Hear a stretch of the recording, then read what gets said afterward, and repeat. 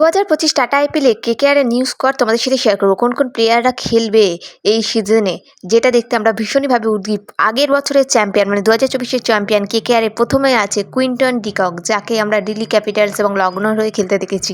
এবারে সে কিন্তু কলকাতার হয়ে খেলছে। এরপর আছে সুনীল নারায়ণ, বরাবরই সে কলকাতার হয়েই খেলে এসেছে এবং কলকাতার ম্যাচ উইনিংয়ের হাতের ক্ষেত্রে তার হাত অনবদ্য। এরপর সে আসি সবথেকে হায়েস্ট বিডার ভেঙ্কটেশ আয়ার, যাকে প্রায় 23-24 কোটি টাকা দিয়ে কেনা হয়েছে এবছরে।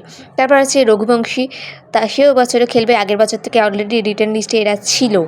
এরপর রিঙ্কু সিং, হয়তো এবছর ক্যাপ্টেনও হতে পারে। রিঙ্কু সিং বহুত ভালো খেলে প্লেয়ার, কলকাতার আন্ডারে বহু বছর ধরে কলকাতার আন্ডারই খেলে আসছে। এরপর চলে আসছে আমাদের hero Andre Russell, the muscle man. তো সে তো এবছর খেলছে, এবার তার খেলা দেখার জন্য আমরা সবাই খুবই উদ্গ্রীব।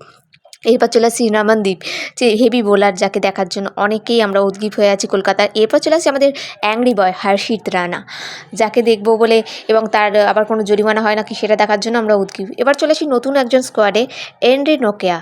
তো তিনি এসছেন এবছরে, কী রকম প্রদর্শন করবে জানা নেই, কী করবে না করবে, কিন্তু কেকারে মোটামুটি সবই স্পেসটা বড্ডই শক্তিশালী মনে হচ্ছে। আর এদিকে আছে বৈভব অরোরা, তারপর বরুণ চক্রবর্তীর মতন নামি দামি বোলার, যারা বিরাট কোহলিকেও আউট করতে সক্ষম।